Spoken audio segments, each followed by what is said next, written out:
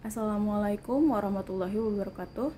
Perkenalkan, nama saya Astri Sumiati Marantika, mahasiswi Universitas Pancasakti Bekasi semester 2, Prodi Akuntansi.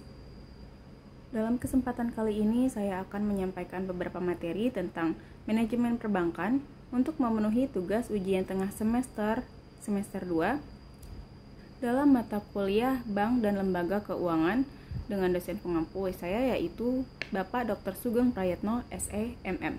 Baiklah, langsung masuk ke pembahasan materi. Kita pasti sudah sering mendengar istilah manajemen. Manajemen secara sederhana artinya mengatur sesuatu agar menghasilkan manfaat yang lebih banyak. Manajemen diterapkan di banyak hal, terutama dalam bisnis. Dengan menerapkan manajemen yang baik, maka bisnis akan lebih berkembang karena setiap tindakan yang diambil akan lebih efisien dan terukur.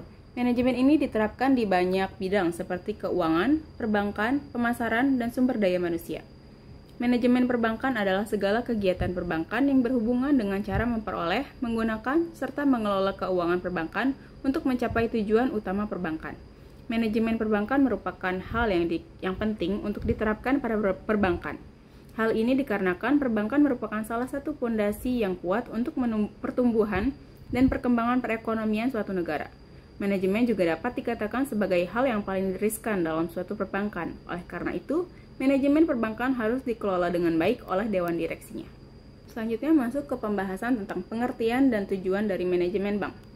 Manajemen perbankan merupakan suatu ilmu yang membahas dan mempelajari tentang bagaimana suatu lembaga perbankan dengan mempergunakan ilmu dan seni untuk mengelola organisasinya dengan melibatkan berbagai pihak, baik pihak internal dan eksternal, yang semuanya dilakukan guna mencapai tujuan organisasi.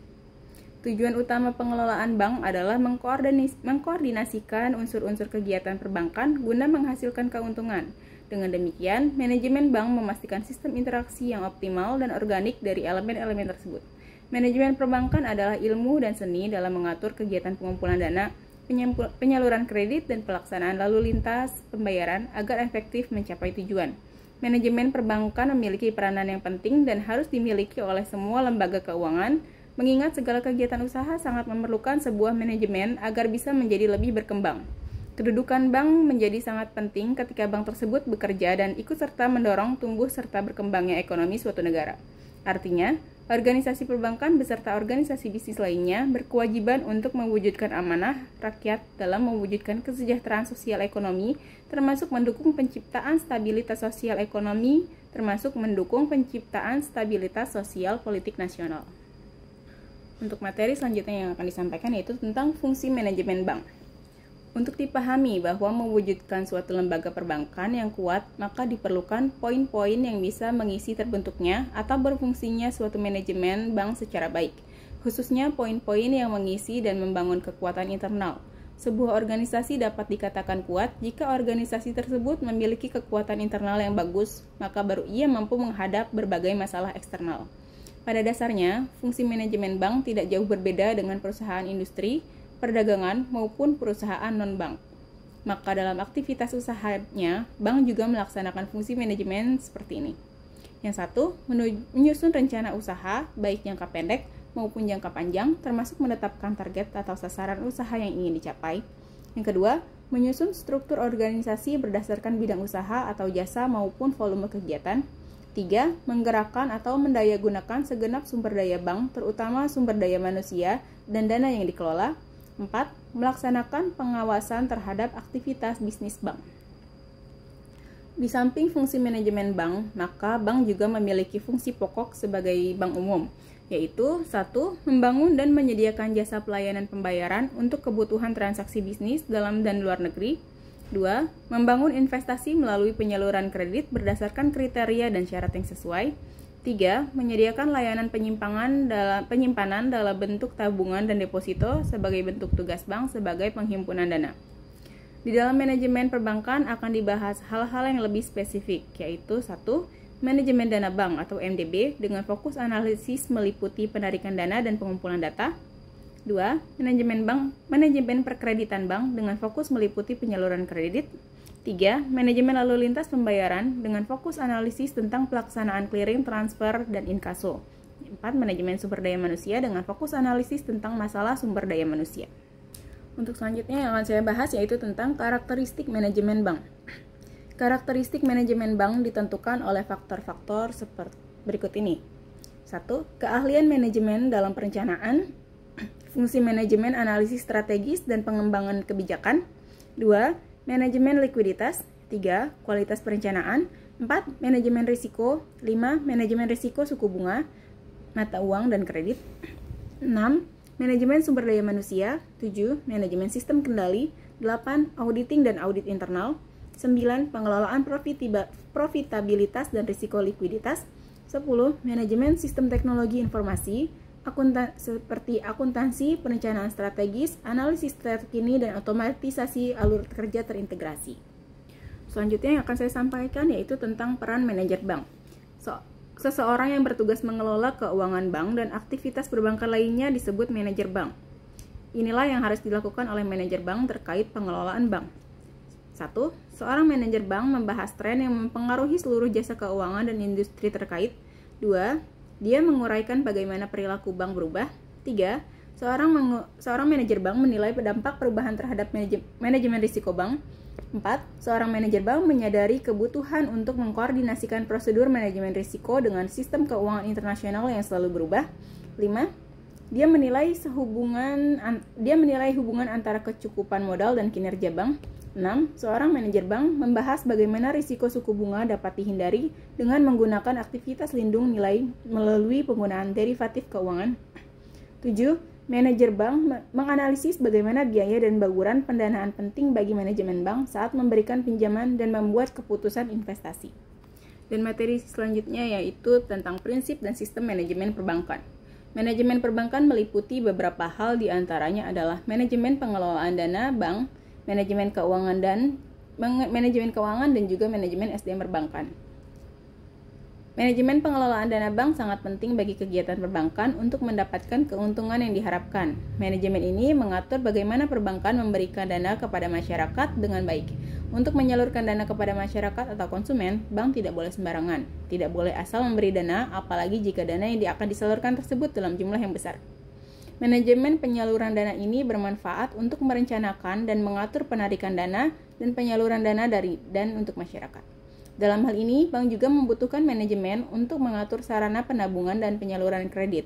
Bank juga harus mengatur dana yang dimiliki sendiri dan juga dana yang datang dari pihak ketiga atau pihak asing. Manajemen dana bank ini akan memudahkan pengaturan dana yang dimiliki oleh bank dari pihak asing maupun dari dana yang dimiliki sendiri agar bisa dimanfaatkan dengan sebaik-baiknya. Manajemen pengelolaan bank ini juga mengatur penyaluran kredit yang aman dan efektif. Sangat penting bagi bank untuk memberikan kredit yang aman. Kredit yang aman akan menghindari bank dari kenaikan NPL yang bisa merugikan bank. Manajemen keuangan perbankan bukan hanya manajemen pengelolaan dana bank yang dibutuhkan oleh perusahaan perbankan, namun bank juga membutuhkan manajemen keuangan. Manajemen keuangan mutlak dibutuhkan oleh semua perusahaan yang untuk mengendalikan dan mengatur perputaran uang dalam perusahaan. Perputaran uang tersebut bisa dari laba yang didapatkan tiap bulan atau dari para pemegang saham. Untuk selanjutnya yang akan saya sampaikan yaitu tentang struktur organisasi bank. Manajemen perbankan memiliki peranan yang penting dan harus dimiliki oleh semua lembaga keuangan, mengingat segala kegiatan usaha sangat memerlukan sebuah manajemen agar bisa menjadi lebih berkembang. Bahkan pengetahuan mengenai manajemen dalam usaha bank juga tidak hanya diketahui oleh karyawan dan pimpinan bank dan masyarakat, khususnya nasabah. Unsur yang terkandung dalam struktur organisasi bank tidak jauh berbeda dengan yang terdapat pada organisasi bisnis lainnya. Karena sebuah bank pada prinsipnya juga merupakan sebuah organisasi yang dijalankan dengan mengedepankan dua konsep dasar, yaitu profit dan continuity atau keberlanjutan usaha. Unsur-unsur yang terdapat dalam struktur organisasi bank meliputi pemegang saham, dewan komisaris, dewan direksi, pejabat eksekutif, dan karyawan. Dalam konteks dewan komisaris, dijelaskan bahwa mereka yang duduk sebagai dewan komisaris harus benar-benar paham dan mengerti tentang perbankan. Karena jika mereka tidak paham tentang perbankan, maka kemampuan mereka dalam memahami dan melakukan pengawasan jalannya lembaga perbankan tersebut akan menjadi lemah. Kiranya tidak bisa dipungkiri jika berbagai kasus bangkrutnya bank atau bermasalah juga tidak bisa dikesampingkan dari lemahnya kontrol yang dilakukan oleh pihak dewan komisaris. Secara umum, mereka yang duduk di jajaran komisaris terbagi pada 3 posisi, yaitu ketua komisaris, anggota komisaris, dan komisaris independen. Adapun gambaran dari ketiga komisaris tersebut yaitu 1. Ketua komisaris. Seorang ketua komisaris adalah pihak yang memiliki saham terbesar atau saham mayoritas. Dengan begitu diangkat menjadi ketua komisaris. Maka otomatis dari segi risiko ketua komisaris juga yang tertinggi akan menerima risiko yang terjadi. Kondisi ini menyebabkan berbagai keputusan yang diambil harus selalu mendapat persetujuan dan dukungan penuh dari ketua komisaris. Dan jika ketua komisaris belum menyetujui, maka keputusan tersebut belum bisa dilaksanakan, terutama jika keputusan tersebut dianggap. Yang kedua, anggota komisaris. Para anggota komisaris adalah mereka yang memiliki saham minoritas, sehingga dengan begitu mereka hanya diangkat menjadi anggota komisaris. Maka otomatis dari segi risiko adalah yang terkecil yang akan diterima jika terjadi atau timbulnya risiko suatu saat nantinya. Yang ketiga, komisaris independen. Komisaris independen adalah seorang komisaris tidak memiliki saham, namun ditunjuk untuk menjadi komisaris independen karena faktor kapasitas kepemilikan ilmu dan pengalaman dalam bidang tersebut. Telah diakui mampu memberi masukan kepada pihak Dewan Komisaris dalam setiap pengambilan keputusan, terutama keputusan-keputusan yang diusulkan oleh pihak manajemen perusahaan. Seorang komisaris independen untuk bidang perbankan bisa berasal dari kalangan akademisi, birokrat, praktik bisnis, politisi, dan sebagainya. Namun intinya memiliki pemahaman yang dalam tentang perbankan dan lembaga keuangan. Dan materi selanjutnya yang akan saya sampaikan yaitu tentang sumber dana dan prinsip pengelolaan dana perbankan. Lembaga perbankan sama dengan organisasi bisnis lainnya yang membutuhkan modal dalam menjalankan usahanya. Namun, di sini mekanisme sumber modal yang diterima sedikit berbeda dibandingkan dengan organisasi bisnis lainnya. Sumber dana bank atau dari mana bank mendapatkan dana untuk keperluan operasionalnya dibedakan menjadi 3 sumber, yaitu 1. Dana yang berasal dari modal sendiri. Sumber dana ini sering disebut dana pihak satu, yaitu dana yang berasal dari dalam bank, baik dari pemegang saham maupun dari sumber lain.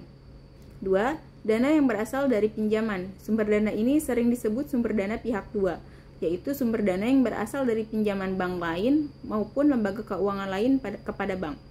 3. Dana yang berasal dari masyarakat. Sumber dana ini sering juga disebut sebagai sumber dana pihak 3, yaitu sumber dana yang berasal dari masyarakat sebagai nasabah dalam bentuk simpanan, giro, tabungan, dan deposito. Dalam melakukan pengelolaan dana perbankan, prinsip yang diterapkan juga sama dengan konsep pada pengelolaan keuangan umumnya, yaitu 1. Untuk keperluan dana jangka panjang, dipenuhi dari sumber dana jangka panjang. 2. Untuk keperluan dana jangka menengah, dipenuhi dari sumber dana jangka menengah. 3. Untuk keperluan dana jangka pendek, dipenuhi dari sumber dana jangka pendek.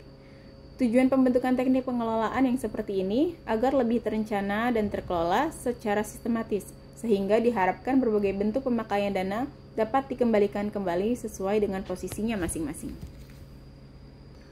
Untuk selanjutnya, materi yang akan saya sampaikan yaitu tentang teori manajemen likuiditas perbankan. Manajemen likuiditas perbankan adalah kemampuan suatu lembaga perbankan dalam memenuhi kebutuhannya yang bersifat jangka pendek. Kemampuan tersebut meliputi antara lain adalah 1. Kemampuan menyediakan dana pada saat nasabah memerlukan penarikan dana depositonya. 2. Kemampuan menyediakan dana pada saat memenuhi permintaan kredit tanpa penundaan. 3. Kemampuan suatu perbankan dalam menjaga kondisi aktivitas operasional tetap liquid. Ada beberapa teori yang berhubungan dengan likuiditas perbankan, yaitu 1. Theory of shiftability to the market. Teori ini mengemukakan bahwa kondisi suatu perbankan akan terjamin jika bank tersebut menempatkan salah satu kebijakan finansialnya dengan membeli dan memiliki commercial paper atau surat berharga dari perusahaan atau negara dan juga daerah yang menjual obligasi, di mana commercial paper yang dibeli tersebut memiliki prospek dan kondisi yang baik. Yang selanjutnya, kepemilikan portofolio commercial paper tersebut akan menjadi current aset perusahaan yang sewaktu-waktu bisa diuangkan atau bisa diubah untuk mendukung likuiditas perusahaan. Permasalahan yang timbul adalah apabila pada saat kondisi ekonomi sedang berada dalam krisis moneter dan memutuskan untuk menjual commercial papernya akan sulit untuk terjual secara cepat di pasar. Yang kedua, the anticipated income theory. Teori ini mendasarkan pada kemampuan seorang debitur dalam membayar pinjamannya dengan melihat pada future income yang bersangkutan. Dengan future income seorang debitur yang semakin baik, maka akan menjamin kelancaran pembayaran secara tepat waktu dan terkendali, sehingga dampak lebih jauh likuiditas bank selalu terjaga. Dengan kata lain, schedule pembayaran seorang debitur dilihat dari segi future income, dan yang harus diingat bahwa tidak setiap debitur adalah selalu bersifat self-liquidating atau terkena PHK atau pemutusan hubungan kerja. 3. Commercial Loan Theory. Commercial Loan Theory disebut juga dengan Productivity Theory of Credit atau banyak juga yang menyebut dengan Real Bills Doctrine. Teori ini memfokuskan pada kondisi aktiva suatu lembaga perbankan yang terdapat di balance sheet dalam usahanya menjaga kondisi likuiditas bank secara stabil. Mengenal pemahaman likuiditas perbankan, kita sudah membahasnya tadi. Teori ini bisa berlaku apabila kredit yang bersifat jangka pendek, short term credit, atau yang bersifat self-liquidating yang disalurkan tersebut berlangsung secara normal. Sementara kita mengetahui jika terjadi goncangan ekonomi secara jangka pendek, maka kemampuan membayar kredit juga akan mengalami permasalahan. Kondisi dan pengalaman seperti itu menyebabkan pada era ini banyak masyarakat yang mengambil keputusan kredit yang bersifat jangka menengah dan panjang dibandingkan yang jangka pendek. Dan masyarakat juga sudah mulai mengerti tentang peran kredit bagi mempercepat terwujudnya tingkat kesejahteraan. Yang keempat, teori Doctrine of Asset Shiftability. Teori Doctrine of Asset Shiftability adalah suatu kondisi di mana pasar keuangan sudah berada dalam kondisi yang benar-benar stabil sesuai dengan yang diharapkan.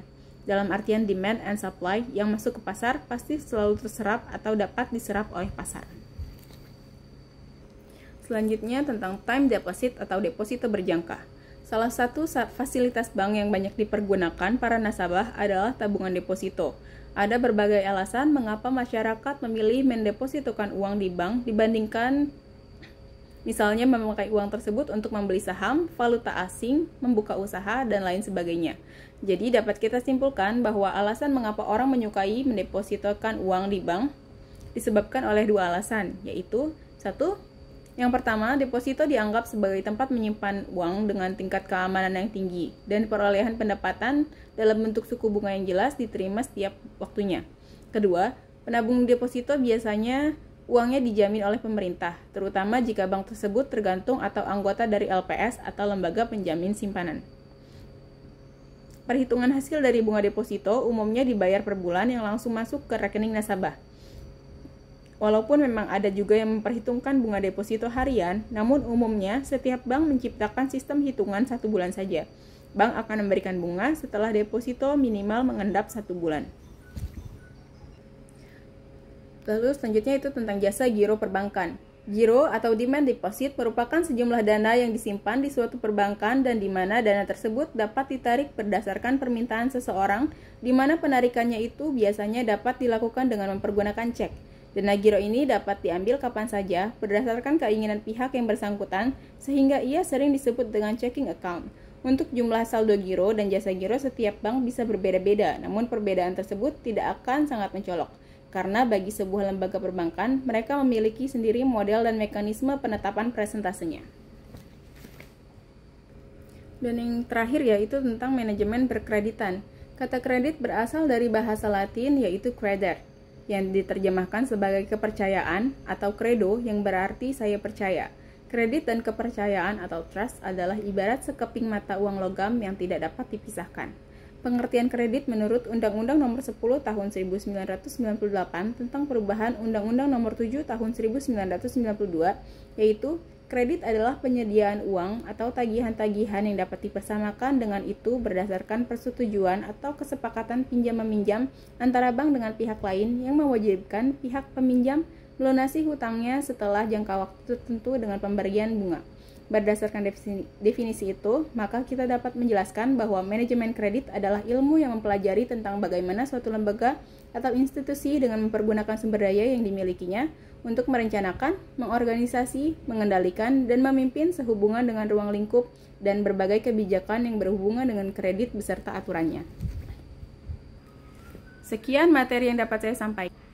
Mohon maaf apabila ada kesalahan dari materi yang saya sampaikan. Terima kasih sudah atas perhatian dan sudah menonton ini. Wassalamualaikum warahmatullahi wabarakatuh.